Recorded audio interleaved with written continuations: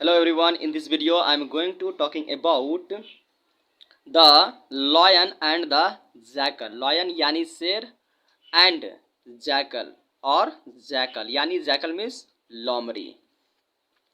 Lion और लोमड़ी के बीच की एक कहानी है जो कि बहुत ही इंटरेस्टिंग और प्रेरणादायक है और ये कहानी आपको कुछ सिखाता है। क्या सिखाता है आगे चलिए सीखते हैं।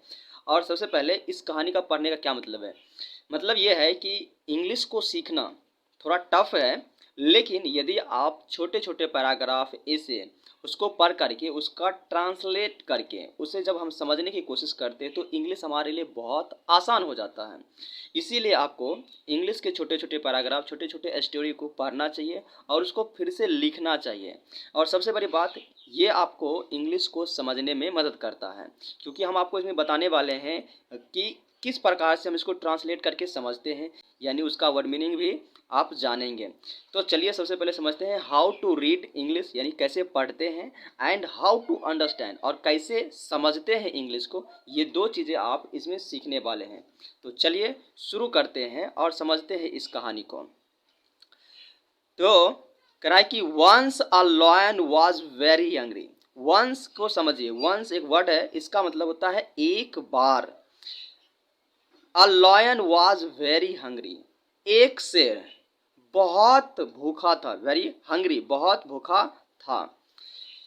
हिज स्टोमक, स्टोमक का मतलब होता है पेट और बैली मीन्स भी पेट होता है, ठीक है। तो हिज स्टोमक, हिज मतलब किसकी, उसकी, यानी इस शेर की जो पेट है वो। His stomach was growling with hunger. Growling का अर्थ होता है गुरगुराना। आप भी देखेंगे जब आपको भूख लगा होगा तो आपको पेट में गुरगुर हो रहा होगा, ठीक है, यानी एक तरह का फीलिंग है ये। तो ग्रोवलिंग यानी गुरगुर होना, विद हंगर किस चीज के कारण, विद हंगर मतलब भूख से। विद का अर्थ यहाँ पे क्या होगा, से। हंगर यानी हंगर का अर्थ होता है भूख। तो आप ये जाने कि हंगर का ये है हंगर और हंगर का अर्थ होता है भूख। तो भूख से। तो आपको समझिए कि एक बार एक लॉयन था जो कि बहुत भूखा था और उसका पेट गुरगुर कर रहा था, किससे, हंगर के कारण यानी भूख से। बट लेकिन सैडली यानी दुखी से, ठीक है, या उदासी से, sadly he could not find anything to eat. इसका मतलब है कि उसे कुछ भी नहीं मिला। एनीथिंग मतलब कुछ भी नहीं मिला। टू ईट किस चीज़ के लिए, खाने के लिए। किसको, उस शेर को। बहुत दिनों से कुछ भी नहीं मिला। देन, ठीक है, देन शब्द का प्रयोग तब की जाती है जब हमें तुलना करना होता है, तब यहाँ पे हम देन का प्रयोग करते हैं। तो यहाँ पे देन का प्रयोग किया गया है। कह रहा है कि he was an empty cab. कह रहा है कि वो कहाँ गया, ही saw an empty cab. Empty का मतलब खाली, कैब का अर्थ होता है गुफा। तो उसने देखा, उसके बाद, ठीक है, उसने देखा कि एक कैब है जो कि खाली है। एम्प्टी मीन्स खाली।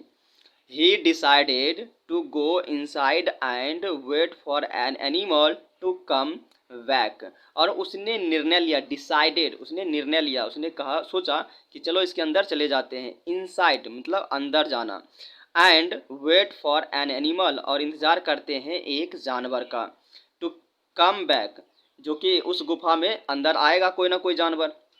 ऐसा शेर ने सोचा और उसने डिसाइड किया कि इसके अंदर हम जाकर के बैठ जाएंगे। Now a jackal lived in that cave. और इस समय ना मतलब अभी इस समय उस गुफा में जैकल रहता था, ठीक है। अ जैकल यानी लोमड़ी रहता था। लिव्ड इन दैट कैव यानी उस गुफा में, in that कैव।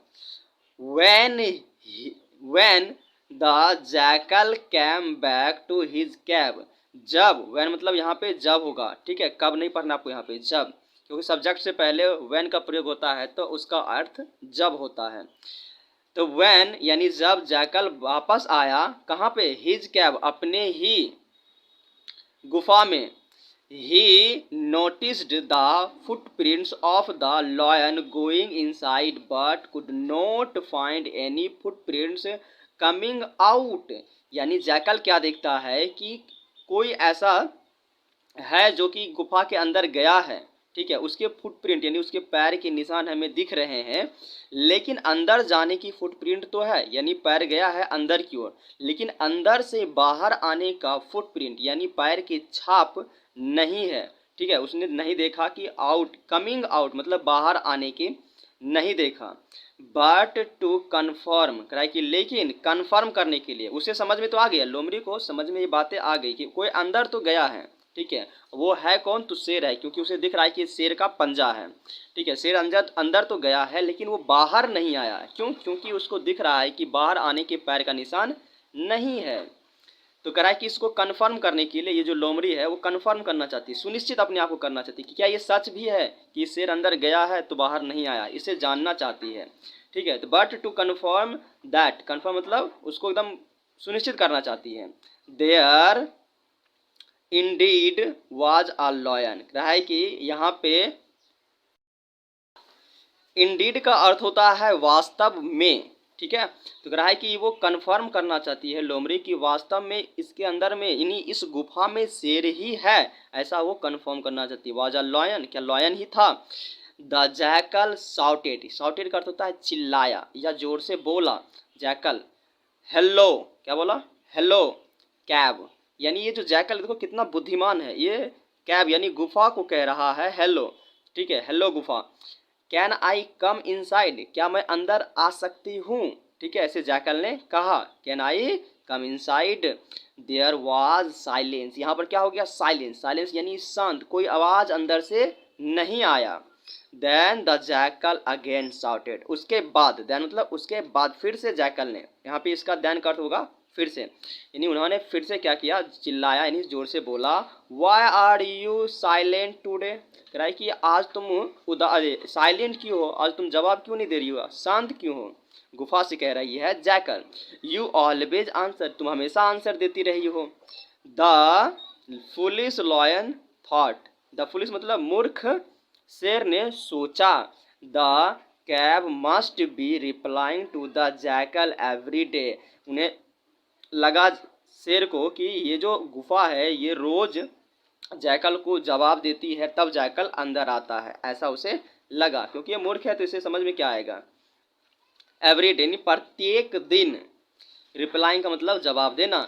I must reply और the jackal will come away, कह कि मुझे भी अवश्य जवाब देना चाहिए, ऐसा शेर ने सोचा। आई मस्ट, मस्ट का प्रयोग तब होता है जब आपको अवश्य कहना हो तब। ठीक है, तो ये कह रहा है कि मुझे अवश्य ही जवाब देना चाहिए, यानी ये जरूरी है, जरूरी है तो जवाब देना ही पड़ेगा। तो ऐसा सोचा, और तब क्या होगा, और मतलब या, the jackal will go away.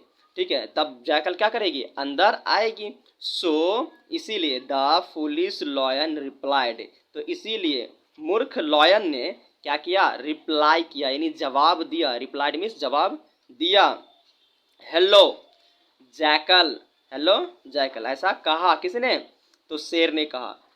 You may inter, कह रहा है कि आप अंदर आ सकती हो। यू मे इंटर, यहाँ पे मे का प्रयोग क्यों हुआ, क्योंकि यहाँ पर संभावना या कह लीजिए यहाँ पर परमिशन, जब भी आपको परमिशन देना होता है तो मे का प्रयोग होता है। तो यहाँ पे परमिशन दिया जा रहा है तो मे का प्रयोग, तो यहाँ पे परमिशन दी जा रही है तो मे का प्रयोग हुआ है, इसीलिए तो यू मे इंटर, आप अंदर आ सकते हैं। आप भी याद रखिए, जब भी आपको इंग्लिश बोलना हो तो किसी को परमिशन मांगना हो तब भी कहते हैं मे आई कम इन सर, या परमिशन देना हो तब भी आपको मे का प्रयोग करना है। ठीक है, the jackal realised that the lion was waiting for me, jackal को महसूस हुआ, रियलाइज यानी अंदर से महसूस हुआ कि ये लॉयन तो मेरा अंदर में इंतजार कर रहा था खाने के लिए। That the lion was waiting for me, so he ran away, ran away एक फ्रेजल वर्ब है, समझ लीजिए। और जैकल ने क्या किया, भाग गया वहां से, क्योंकि वो समझ गए कि अंदर में शेर बैठा हुआ है, हम तो अंदर नहीं जाएंगे। तो इसका मॉरल सुनिए, मॉरल कह रहा है कि ऑलवेज बी कॉन्शियस, कॉन्शियस यानी सचेत, हमेशा आपको सचेत रहना है, यानी हमेशा सचेत रहना चाहिए। यानी आपको भी ये आपके जीवन में बहुत काम की कहानी है, क्योंकि सचेत रहना बहुत जरूरी है हर जगह, क्योंकि आज इतने कंपटीशन है, और इस कंपटीशन के ज़माने में यदि हम कॉन्शियस यानी सचेत नहीं रहेंगे तो पता नहीं क्या चीज़ हमारे हाथ से निकल कर चल जाएगा, जिसके वजह से हमें पछताना पड़ेगा। ठीक है, तो ये कहानी बेसिकली आपको ये समझाता है कि आप कॉन्शियस रहिए, सचेत रहिए, अभी के वातावरण को समझिए, अभी की कंपटीशन को समझिए, और अपने आप को समझिए, और अपने जीवन को भी समझिए। ठीक है, इसीलिए हमें कॉन्शियस रहना चाहिए और वर्तमान को समझ करके अपनी फ्यूचर को बनाना है। That's all. यदि आपको ये कहानी बहुत अच्छी लगी हो तो आपको लाइक करना चाहिए। ठीक है, सब्सक्राइब भी करना चाहिए, और आपको इसे शेयर करना चाहिए। आपका बहुत बहुत धन्यवाद। That's all.